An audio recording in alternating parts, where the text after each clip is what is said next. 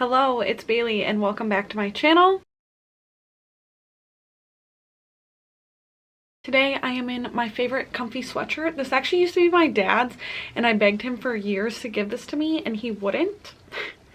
But this past Christmas he gave me this red one and he has an identical like navy one that he gave to my sister. Best gift I've ever received. It has like, it's so like broken in, worn in, but it's cozy, and with my growing belly it's awfully comfortable to wear oversized things like this. Also, I feel like I'm finally like getting big enough and my organs feel like they're pressing up on me that I'm getting so winded. So excuse me if I am heavy breathing through any of my videos going forward. I am growing a human who is becoming rather large. But today I'm checking in on my 5-star predictions from earlier this year. I think I posted that video in January. So I'm going to be checking in on those and then giving you 5 new 5-star predictions. I'm honestly just like manifesting that these new ones are going to be 5 stars because, spoiler, I did amazing with the first 5. I gave every single one of these first 5 books that I predicted to be 5 stars, 5 stars, except for one, which I gave 2 stars. So to recap my previous predictions and what I ended up giving 5 stars, I'm gonna just tell you the ones I gave 5 stars in case you remember what I actually mentioned in that video, and then lastly mention the one that just didn't work for me. So the first one I had mentioned was The Hate U Give by Angie Thomas. I did end up thinking this one was amazing. This follows like a social justice type plotline where our main character Star witnesses one of her friends getting like shot in a police brutality situation, and just like the fallout of that and in the whole community. Next, this one I might consider actually my favorite of all of these that I had rated 5 stars, and it is No Exit by Taylor Adams. I think this was a wonderfully executed thriller, and this follows a girl who is like traveling across the country to get to her mom who is ill. And so she's trying to get across the country and it starts snowing, so she has to stop at this truck stop for the night. And as she pulls in, she sees that one of the other people who are parked there have a child locked in a cage in their car. So it is kind of a like trying to survive the night, trying to figure out whose vehicle this is that the child is in, trying to save the child, but she's stuck at this truck stop. So it was really good. If you haven't read this yet, I definitely recommend it. Definite trigger warnings in this one if you're sensitive to any like brutality, child abuse crimes. Definitely look into that, but I really love this one. Then I have actually the last one that I finished to be able to recap this concept, and it was The Duchess of Steel by Tessa Dare. Again, I gave this 5 stars. This is a very fun historical romance. It was my first Tessa Dare, and this follows the marriage of convenience trope, and we have a scarred hero here, and it's just really like bantery and fun, and these are so fast. Then the sequel I had on the list was Heartstopper Volume 2 by Alice Oseman.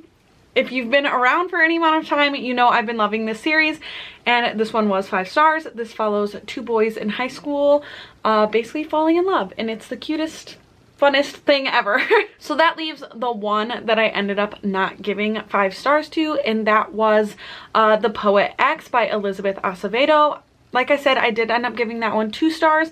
I had put it on the list because I had read With the Fire on High and absolutely loved it. So I had faith in Elizabeth Acevedo.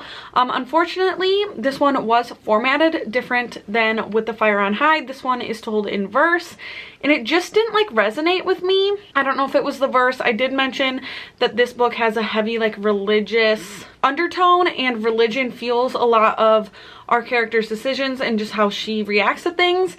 And so I felt a disconnect to that. I definitely will be reading more Elizabeth Acevedo, but The Poet X just didn't work for me. Now for the fun part, which is predicting my next set of 5. Like I said, I feel like I manifested that in these videos I'm really going to mention books that will turn out to be 5 stars. So there's a lot of stakes riding on this, for me at least, I feel like. So I wanted to follow kind of the same structure. I purposefully, in that first 5-star predictions, tried to pick a lot of different things and different areas I'm interested in. You know, not just all thrillers or not just all romance, not all YA, not all adult. And so I tried to replicate that with this set of 5 books again. So my first 5-star prediction for this time around is Anxious People by Fredrik Backman, and I'm picking this one because Fredrik Backman is definitely an author I trust, an author I have loved previously, and I've heard great things about this one. My understanding is this one follows kind of like a hostage situation, that there is a bank robber who is holding this group of people hostage, and yeah, that's basically all I need to know. It does seem like it's a little bit more of a thriller than his other stuff I read, but I don't think it's completely a thriller. I think it is like still the literary fiction route. Then I have the thriller that I do think is most promising of what is currently sitting on my shelf and what I'm most excited for, and it is The Hunting Wives by May Cobb. I've been hearing really nothing but good things about this one. My understanding is this one is about basically like a suburban wife who is bored. So she joins this group of women who have like a hunting club, and they get together and shoot guns in this like woods, and then all of a sudden there's a teenager who gets found shot in these woods, and then it's like a mystery surrounding that. My understanding is our main character is bisexual, and she becomes like kind of obsessed with one of the women in this group, and I'm very curious to just see how that all plays out. I think this is very promising for being intriguing, high-paced, like completely gripping, so this had to go on my list. Next, I have the sequel that I decided to include on this list, and that is Highlander Most Wanted by Maya Banks. Never Seduce a Scot is probably one of my favorite romances of the year. It was so good, and that's the first book in this series, which is why I have so much faith in this one being good as well. These are historical romance, and they follow like feuding families, and my understanding is the heroine in this one has been being like held by another family, and I think maybe our hero like saves her from being like frees her, saves her from being held. But the first one was just so good that I have such high hopes for this one, and I'm really hoping it delivers. Next, I have a YA contemporary, which makes me a little nervous because it hasn't been like the best genre for me lately, but I have really high hopes for this one, and I have not heard that much about this book except for a couple people, and it's chunky. And it is Every Other Weekend by Abigail Johnson. I believe this is about these two teenagers, and it's a bit of a love story, but they are both only at this apartment every other weekend, or maybe just the female character is only there every other weekend because her parents are divorced, so they're like growing this relationship, only seeing each other every other weekend. And I grew up, you know, with divorced parents, and I went from staying with one to the other all the time, so that concept intrigues me, as well as just like the background story of these two characters specifically. And the few people I have heard talk about this have just pitched it in a way that it sounds like something that'll really resonate with me, so I'm very excited for this one. Let me know if you've heard of this or read this.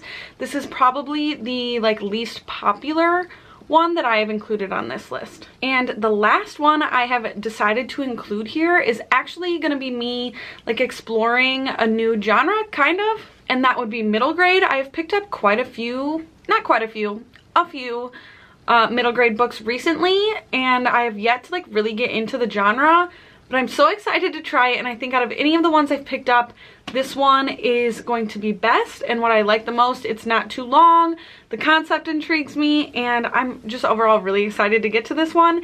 And it is Tilly and the Book Wanderers by Anna James. And this book, I believe, follows our main character Tilly, and her grandparents own a bookstore, and she discovers that she can kind of like jump into the world of books, so she starts a book wandering? I don't know which way it is. You know what I'm trying to say. And I think there's also a little bit of a mystery surrounding her mom in this book, so I think this will be a great place for me to start with the genre. Again, I have high hopes. These are 5-star predictions. So that is my new list of 5-star predictions that I have for the coming, hopefully like 6 months. Hopefully I'll get to all of those within 6 months. The last set took me a little bit longer than that, but not much longer than that. So please let me know down below if you have read any of these and what your thoughts were. And I just hope I have a streak of 5-star books coming towards me. Thank you so much for spending some time with me today, and I will see you again very soon. Bye!